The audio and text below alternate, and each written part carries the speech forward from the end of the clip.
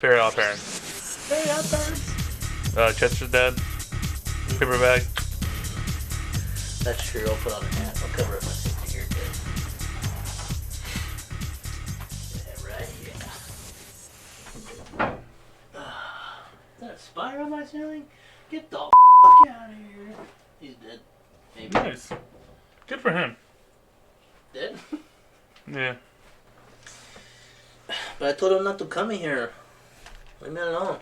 Stay away from my stuff, man. You fool? You fool? Just kidding. Damon, that was him, not me. That'll never make it on the internet. No? Donde welcome to it. We are the Island Guardians. TCG. The 14th best place to find Pokemon content and Pokemon TCG content, Pokemon content in general. Dude, I don't want to struggle with that so much. Dude, you are stroking through it. You do it twice a week. I do it once a week. We'll flip it? Wednesdays are my thing. Yeah. Because I'm a better competitive player. Okay, Damon. So, it is 1v1 me! It's Wednesday. You know why it's Wednesday? Why is it one day? Your hat is backwards, Wendy. And so is mine. Wendy? Today, we will talk about what we think we should play in Pittsburgh. I'm not going to have any deck lists up here. We'll go over who won on the following Wednesday. But we're going to talk about what we are thinking about playing and What we should have played. why we think it's... Yeah, what we should have played. Who knows what we're going to choose. Why it's good or bad. So right now, we are between... Mew Fusion Strike. Yeah. Drop the Oricorio, add the Ice Cube. So Vance Kelly's list, who won Worlds. If you haven't seen the list, go check it out. It's crazy. It's basic Fusion Mew, but it's got a little mix of the energies in there, so you don't get screwed over not having what you need. It was a good list, but yeah, drop the Oricorio, add the Ice Cube, because if you can snipe a Ralts off the rip, or snipe a Charmander, or something, it gives you that little chance of the bench damage, because you sit down in front of Mew, you're probably going to put your Manaphy down because you don't need it. But if they drop the Ice Cube, you're like, ooh, I'll be in trouble here. Yeah. So we're between that for a little surprise attack, surprise factor. Second choice would be Lost Tina. Yeah. Because everyone's going to play Lost Tina. It's debatably the best deck right now. It has a very, very high win percentage over every deck. Except for itself. It has the best scope. Yeah, yes. It loses to itself basically. But yeah, Star Requiem is nuts. You just can delete somebody off the board, and then you're swinging 280s. And what right now doesn't have 280? Basically just Zard. Yeah, that's like the only thing you're running to probably. And if you are, yeah. No one's playing Duraludon right now. No one's playing Umbreon really. No one's playing. Espeon. So you're probably just hitting 280. You're hitting your V-Stars. You're hitting killing basic Bs. So that. Then we are. At least I'm considering Miraidon. I don't think anybody else is. I think the new Miraidon's kind of spicy from Obsidian Flames. It does 20 damage for 1 energy, and you draw 2 cards. Chip damage.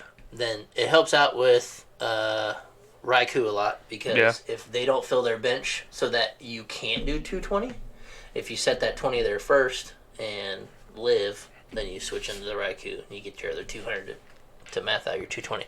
But the second attack is 3 energies for 150. Accelerate 2 energies from your discard pile to your Pokemon. That's not busted. And it has free retreat. This Miraidon does. Ooh, buddy. So if I take Miraidon, I'm playing at least 1 copy of that card, because I think, especially if your opening hand is like bad, you have a free retreater, and you can draw 2 cards. So you might build a land path still, hopefully. But if your board is like not good, or you don't get enough energies, you can just get your 1 attachment, whatever. At least you can draw 2 cards. I think it's pretty good. And then you can suit up even bigger 360 no scope with Raichu. Yeah. So, because you get to accelerate, and then if they like take out your Flaffies, you're like, hey man, check this out, 150 damage. Get pooped on. More in play. Get pooped on. So you never know. So I'm considering that. I don't think anybody else is. We also are talking about Lugia Single Strike. Oh, garbage. Dude, the T-Tar's busted. T-Tar, because it's busted. Tard. And then possibly Sablezard. possibly Sablezard. Dude, at that point, we should probably also consider Chim-Pao. No, Sablezard's nuts. It has a really good spread too. The only thing it loses to is Lost City. Yeah, So most you Lost have Box to do. play. Yeah, so you had to play 3 copies or maybe 4 copies of Sableye, and then I think the Vengeful Punch is sick. That's the tool item, right? Yeah, if they knock you out, you put 4 damage on them, which they're gonna knock out your Sableye. They have to. No, it's not even knocked out. It's just like damage it, right? I think it has to be knocked out. Okay. So, anyways, we'll start from the beginning. Mew Fusion. Yeah. What do you like, don't like about it? I love that it's super aggressive. It has a pretty good rate against a lot of decks. There's a lot of decks that can try to counter it. So Drapion, Spiritomb, Yep. Path of the Peak, which is going to be played in almost every deck right now. Because You play your own anyways in that, and you got a bunch of vacuums, so Yeah. So your least of those enemies is Path to the Peak, but yeah, you're going to have Spiritombs or Drapions. the one thing I hate about it, though, it's kind of a glass cannon. In the sense that, It like, can be. a lot of decks right now are running Path. Mm-hmm. So you may just path yourself out of a game. A Drapion giving up 3 prizes feels really bad. Mm-hmm. If you can't play Lost City to get rid of it, then who's to say they're not playing might just Clara? get it back, use it again, yeah. You never know. I mean, the objective is to end your turn with a Path and play right. So you force them to bump it to be able to use your Drapion. But the benefit of the Fusion Strike build is that you have Meloetta, you have Ice Cube. Well, we want to play Ice Cube. Yeah. The turn 1 donk ability is insane with It's Meloetta. Glass cannon. Yes. I mean, it can happen, and you should always go for it, because if you can just shut them down that fast, you're chilling. Yep. Plus, the amount of cards that you see, you can make some bad choices in Mew, but you got so many copies of everything. If you extend a little bit to get that donk and whiff it, you're probably still fine. And if you don't put like too many threats down, or don't even put a couple Mews down, they gotta take care of the Meloetta anyways, because that's like their biggest Threat. That's the biggest threat for sure. Because it's getting 1 prizes for 2. 3 sometimes. Hopefully that's how it works out. So I think that's a good way to play it, and mostly because of Spiritomb. Because if you guys don't know, if you attach a Fusion Strike energy to a Genesect, you can then draw cards with its ability. Yep. So sometimes it's going to make you put energies where you don't want them, but most decks that play Spiritomb, you don't really need the Meloetta. You can just play Mew VMAX like Mew VMAX. You just find your double turbo, your power tablets, use Technoblast. So Very straightforward, very consistent. Yep. It's been a good deck for so long now. For so long. Like, you have to respect it. Mm-hmm. One other thing I don't like about the deck is that the new support card, Guillermo? Yeah. I don't know what it's called. Discard, Glaucoma. Glaucoma. Glaucoma. Discard a special energy from all your opponent's From Pokemon. each of your opponents. So, if you're playing kind of aggressively and you have your Fusion Strike energies out, a double turbo out, that could really shut you down. Yeah, big time. And I feel like you're going to see a lot of it this weekend. Mm-hmm. That's true. Who knows? I played against a Rapid Strike Urshifu that played 2 copies of it. That's ridiculous. And I was playing Lugia. So one turn, they knocked off energy off my Lugia and my Tyranitar. And then I was like, whatever. I accelerated again with Archeops because I had energy to do it. And then I T-Tar milled, and then the next turn they played it again. It's like they had 2 in their deck. It was insane.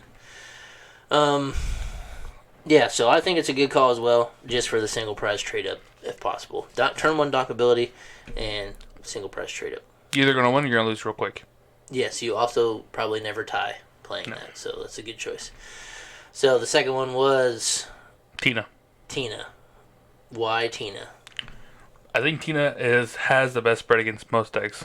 Obviously, every region you go to, you're going to play some French, and that's where a lot of decks suffer. Mm-hmm. A good example was the Mew matchup I had against Cam with my Scizor deck. Yeah.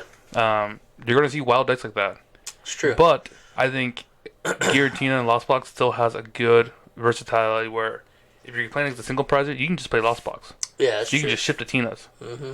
But if you're playing, VMAX, bigger Pokemon that have, harder hit numbers, you start wrecking them. You get the 3 prizes. And you make them. Insane, dude. It's so crazy. And you apply that pressure quick. Yeah. Because you're not quite playing a turbo Lost Box, but you're still playing a pretty fast-paced block stuff. It still takes you maybe turn 3 to get 10 cards, as opposed to a turbo list that your like goal is to turn 2 have 10 cards, right? Yeah, I just think Star Requiem is insane, and then for you to be able to follow up with 280 is just unreal, and it's a dragon Pokemon, so it does have weakness. It's very, very good, but yeah, like you said, you can go the single prize route and just go Sableye. Sableye's busted. It's been proven time and time again. Yep. Sableye's unchecked, especially if you go Cram into a Snorlax. Yep. Into a Sableye. Boom. You're just chilling. Like, I think you coast from there. Just be careful with your energies. Be careful with how many things you bench. Don't overexert yourself trying to get the copies down, trying to get the numbers down. You'll get there. Yeah, you'll make it, yeah. Don't, be wary of echoing horns. It's not really being played that often. If you do try to ship all your Tinas, sometimes you gotta rot them back in the deck. Yeah. It makes you less consistent, but you can't lose to Echoing Horn Boss. Like I said, those not being played very much, but that is a card I added to my Miraidon list, which we'll talk about now. I've been playing what Mahone played for a while. I want to say a variant of it. Yeah, I want to say maybe I have like 20 reps with it of exactly like he built it. Yeah. And then I switched it up a little bit, just like 2 or 3 cards. But the main thing I switched was just put an Echoing Horn in, because I felt like every Turbo Lost box I played against, they would eventually put Raikou down or Dragonite down. Yep. Dragonite's really hard for Miraidon to knock out because it has 230 HP. Yep. So you got to play your damage a little weird. That's why some people have to play Zapdos. I haven't put that in yet, but more often than not, they put down the Raikou because it's only 2 energies to commit, and they'll trade out 2 prize on one of your Raikous. And if they do that, you get Return Knock. And then I found out, like, at least playing against Cameron, we played the same matchup like 4 or 5 times in a row. If I just had Echoing Horn, I would win every game. I think I beat him 1 out of 5 maybe. But I was eventually getting his V's into the discard pile. Yes, he could rod them back in, but who knows? You may not have the card at the time. You may get carried away. You may not think, hey, there's no way this guy plays Echoing Horn. Yeah. You know, whatever. So that was one thing I put in because I thought I was almost always 2 prize cards off. Or like they'd knock me and I'd take 1, I'd be 1 prize card, and then they just went on the next turn. Yeah. So that was a card I think you can swing it with. And I just think any deck right now that you can play Path to the Peak in, especially on your first turn, is busted. And that deck plays 3 to 4, usually 4. Yeah. And the odds of having it in your open hand is super, super high. And you play Squawkabilly too, so if you really want to overcommit, you can. You can see a lot of cards on your first turn. Yeah. And then just try to get the path down. And that kills a lot of decks, especially if they don't have an answer. Who knows? They just have a bad starting hand. And on top of that, if you go second, like 90% of the time you're getting a knockout. Because you're going to go double attach to Raikou. Yeah. Path down, GG's. Just see what happens. You know, most people can't recover from being down 2 prizes and being pathed out of the game. Yeah. Like, that's a lot to come back from. And sometimes you're probably going to play some kind of like hand up like a judge or Judge. There's a lot of Judge Rionas in it. Something, you know. Yeah, so it's a good combination of a lot of cards. The damage output is not super strong. They have to fill their bench for you to like do well. If not, you got to go Miraidon, but that's 3 energies, so it's a little harder to keep up consistently. But it does have the Raichu where you can 360 no scope people. Also, turn 1 fast charge. Fast charge. Yeah, fast charge is nuts too. If your hand is like bad, and you know that they're playing like Lost Box or something slower, you know they're not even going to hit you. Like there's going to be no damage in play. Yeah. Like, you might get Kramer at something like that, but you can attach some fast charge and get 2 energies in play. Rope or switch card out of it, heal a little bit of that damage, and then just let the Raichu sit with 2 energies so that it's just ready. So they may have to choose to boss that or play around whatever else you have. So the consistency of it is what makes it good. I think the damage output's a little low. You commit a lot to it. Yeah, also you're just playing generators. It's a lot of luck based on just that one card. You playing that luck game? Nah, dude. Nah, dude, not for me. Luck-based deck? Good. No way. Dude, Arvin for generator plus Forest Sealstone. Use the Forest Sealstone for another generator. Let's thin your deck out completely. All day long. So, I'm leaning towards that. Most of you guys haven't played it. It's not like it's hard to play.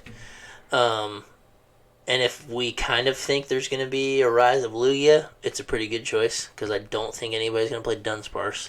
No, they'll probably pick the single strike variant. I don't think the colorless build is that consistent. I like it a lot because the Charizard and whatnot, but I don't know. It depends on your aromatherapies, whether you're going to play or not. Yeah. And if you find them. Yeah, that too. You know, if things are prized that you don't want to prize, and you know, you just keep being heads or was it tails? Heads revolution, tails for basic. Yeah. And yeah, and you're just screwed. Like So we'll segue into that choice would be Lugia.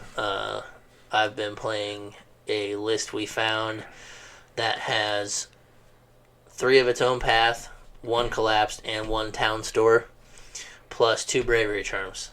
For the T-Tar. Yeah, so tanky. It's really good into Tina. Yeah. Because if you get the T-Tar out fast, you can start to mill them, and you can get knockouts. Yeah. So if you set your T-Tar out with a charm plus a V-Guard, they have to star Requiem you to get a knockout. Then the next T-Tar, if you go Bravery Charm V-Guard again, they cannot knock you out. You have 280 HP. And then minus 30 for the V-Guard. So you'll be at 30. That's rough, dude. Yeah. So you're making it very, very... It's a very, very good Tina matchup. I think maybe that's it. I don't know. The consistency of Lugia is like... What's going to happen? And then... It's like... Yep. Did I win? Yay. Did I lose? Yeah. Right. Game 2. Yep. So that's the part about Lugia that's so tricky. But if you get the Summoning Star out and you get your stuff on board... Like, that deck is just crazy hard to deal with. Like, there's... Another glass cannon deck, in my opinion. Yeah. Either you're going to win very quickly, or you're going to struggle and still maybe lose. Yeah, that's very true. I think it is pretty clear-cut, though, because if you go, like... if you're on turn 3 or 4 and you haven't used Summoning Star, scoop it up, dude. Like, I think... So I think another benefit of... We skipped over that for Miraidon, is you're probably not going to tie for Miraidon. Tina, I'd be worried about ties. Some of it takes times. Miraidon, no. Lugia, no. I feel like you can get through Mew, Miraidon, Lugia, probably not tie. Yeah. Tina would be the only one where it's a little slower. But back to T-Tar, I think just the first attack is 60 damage for a dark colorless. You're using single strike energy, so you can buff that first attack's damage by a lot, so you can still get good knockouts and mill cards. So I think the whole saving grace of that deck is Tyranitar. And playing 3 of your own path feels okay, just for the simple fact that once you Summoning Star, you don't need abilities. And if people are going to play Tomb anyways to shut off your Luminions, whatever. Yeah. Hopefully you don't have to Luminion boss later. But Cameron also found a list that we were talking about that was just 2 Messagoza, 2 Messagoza, 2 Collapse. It did not play.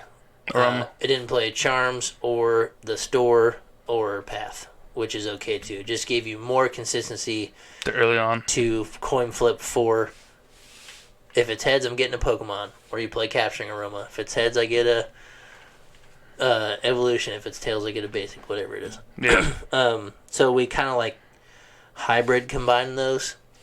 And the one thing I hate the most about Lugia is playing research, because sometimes you just can't. Sometimes you just have all those energies, but you gotta find Lugia V-Star and you gotta discard Archeops.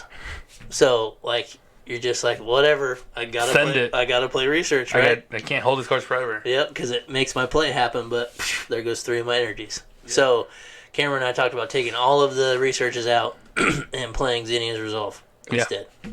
Because everybody fills their board so fast. So you're being able to discard Archeops if you have them in your hand, and then draw up to basically 5 cards, I would say, on average, because of how much everybody fills their bench. And then if you find Messagoza, you coin flip for it. If you find Capturing Aromas, you coin flip for it, or you've hopefully drawn it. So we had like a hybrid of those 2 for Lugia, which I don't think is that bad of a call. I don't know if people are really going to see it coming.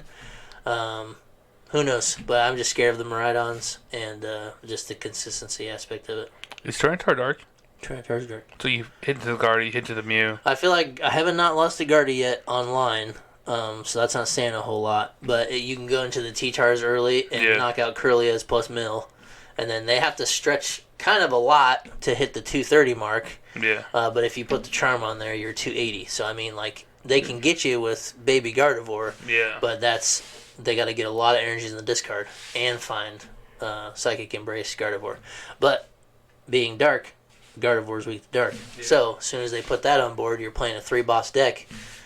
Give me that, and then you just blow it up with T-Tar. And then you make them find the answer again. So I would say the best matchups are Tina and then Gardevoir. Oh, yeah. For Lugia, you can beat Tina and then Gardevoir. So that's like the top. Lugia, dude. Dang. Dude, it feels good. It sounds good. I'll have it tomorrow when we do a bunch of play testing because I want to. You have Tina built. Mm-hmm. I might switch mine to a Sablezard just so one of us has it, but we all basically have the same Tina build, so we can play Tina into Lugia. I have enough to where we can make Sablezard. Yeah, I have it as well. So leave your Tina together, and then I'll switch mine. But that was the fourth option was Sablezard. It's just so susceptible to Lost Box shenanigans as far as Colress and Flower Selecting. You're dealing with the gods for whatever you pull off your deck for that, and then Lost City. So just Sableye being unchecked is kind of crazy. If you can hold Zard long enough, you late game drop knockouts. it like it's easy, or you throw it in your discard pile. Whatever. If it's in your discard pile, it's safe. Yeah. If it's in your deck, it's not safe. If it's in your hand, you're gonna get Iono'd. Something's gonna happen. Whatever. But yeah, to consistently crank out Sableye is just insane. You play Beach Courts, you play Vacuums, you just run Comfy. I mean, you're getting 10 cards on Lost Sun. Turn 3 the latest. Yeah, that's if you are struggling. Mm-hmm. And you're playing against a lot of decks that have to evolve. So give me those Curlias. Give me those cross switchers all day, dude. Yeah. So you play cross switchers. The version I have doesn't because I've been playing the Vengeful Punch. Yeah. Because extra 4 damage with Sableye is crazy, and they gotta knock you out. And then decks are limited on their own vacuums. Chances are they're going to use it to bump something else, or they're only going to bump one Vengeful Punch. And so I've been playing the list with 3. So if I can not have to ship them away with Flower Selecting, which it is a good card to just be like, yeah, I need the other one more. So just throw it, whatever. You don't have to use it. But more than likely you're going to get 1 or 2 to work because they're going to knock you out and it's going to do 4 damage. So you get re-knocks on Gardevoirs, Baby Gardevoirs. Depending on how far they stretch, but it just makes it a whole lot easier. Because you have a bunch of baby version of mons, they just have weird numbers like Snorlax, that's 150, 160, whatever. Yep. Gardevoir's 140, 160, whatever. Weird numbers. Just it helps out in general. I mean, decks play switch cards, but you can only switch card basics, so it only helps you against Lost Box decks. But even so, playing a Vengeful Punch into if they cram you or something like that, who knows? Lost Box against Lost Box, you're just going to have a Sableye match, so it's never going to trigger. Yeah. But anyways, that was the fourth option. I don't know about that one. It just seems to be the best trade. If you can pilot pretty well, I think it's a safe bet for the weekend. It's the best trade deck because it's all single press. But that's so much thinking, so much, like you said, pray to the gods. Hope this is not 2 energies. I have not looked at my deck yet. Yep. And the way I was playing it was 4 Psychics and 3 Fires. That's it. Oof. But I was also playing 1 Snorlax and 4 Gates. You just got to have the Gates to give you more chances to switch, to retreat. Yeah. And it felt okay, but there was a lot of times where I just didn't have the energies. So I changed it up a lot. I played Pokestops, I added Super Rods, I added Pal Pads. That way, when I found Pokestop, I'm just ripping it, and then I'm gonna vacuum it away. And so instead of doing the Beach Court, I just upped all my switching cards, and then played Pokestops, and I'm just running through the higher deck. chance of hitting them. Mm-hmm. And if I mill a Sableye, whatever, I added Super Rods. So I have a lot of good ways to get the stuff back. It was not a very consistent build, but I kind of made it myself, so I was proud of it. I think I won 5 or 6 games in a row online. Yeah. So once again, it's not saying a whole lot, but I think the deck is a good choice as well. So if you had to choose right now, Mew, Miraidon, Lugia, Sablezard, go. Mew. Why? Comfort? Yeah, I played it for a year straight. Yeah, I played it a lot too. And also, this might be the last week you can play Mew before rotation. Yeah, that's what Miles was saying too. Also, I hate ties. Mm-hmm. So the line to the cafeteria, I ain't trying to wait all day and then like wait. Listen, I'm gonna win and get my nuggies. Or I'm gonna lose and get my nuggies. One or the other. There you go. Yep, that's one reason to play it. If I had to choose, right now, safest bet is Mew as well, just because I've played it more. Yeah. And the turn 1 donks are just insane. I would hate to play against it, I think. Like, if I was gonna... I would like to play a mirror of that rather than play against it. Yes. So I would choose Fusion Mew, I think. If I had to choose right now today, that's what I'm picking. I think my list goes Mew, Tina, Lugia, Lost Box. I'm going to say Mew, Lugia, because I don't think people are really ready for it, Miraidon, and then any Lost Box. I think I would play Tina the least, and maybe it's because I haven't played enough, or maybe I'm just not that good with the Lost Box stuff. I don't know. Yeah. I played a lot of good games with it and a lot of really bad games, and I don't. Sometimes it's hard to differentiate if I like. It could be skill based, or it could be the choice of one card, but Yeah. I just don't know when I did it. Like, I can't think back and be like, well, that's because I put my Super Rod here and kept that Psychic Energy. Like, if I did it the other way, I get these two back. I had a gate. And then, like, you can only run it back so far to be like, did I really screw that up? Or was it just slow this time? Yeah, that's because I drew the energy off the top. Great. Awesome. Now I can't get it to retreat, and I'm screwed. Yeah. So I would rather not lose to uncontrollable variables. When you're playing in different decks where your top deck is not like... You want to draw cards, right? Yes. So I'd rather play a deck that's like that. Or Mew within the hand, draw as many cards as you can, path them out of the game. Yeah. So yeah, Figure it I'm out. the same way. Mew, I think it's pretty safe. If there are any Rapid Strike Rapid Strike Urshifu, Or Cam. you're chilling. Yeah. That's a free matchup. I would be worried about Miraidon for that reason, because I feel like there's going to be a lot of those. Yeah. And then I would also be worried for Lugia, because I feel like there's going to be a lot of Miraidons. Because, just like me, everybody loves Mr. Mahone. Yeah. He's a fun dude to watch. He has a big pull in the community. He has over 100,000 subscribers. We're going to a building full of 1,800 players. I guarantee you, everybody in that building has seen that video. I haven't. But you know about it. I do know about it. That's what I'm saying. All right, so down in the comments there, as of right now, when you see this, it might not be what happened, but we're both on Mew. Yeah. Put in the comments what you think you would play. Do you think we're right? Do you think we're wrong? And then you'll see when the results come out. Actually, we'll see when we're there. Yeah. You'll see over the weekend. You'll come back to the comments if you remember. Tell us if we were right or wrong. Put something down there. Show some love. Like, share, subscribe, do all that stuff. And then tune in for Friday. We're going to do another Who's That Pokemon real quick. Yeah. And call it a day. Sounds good to me. See you guys Friday.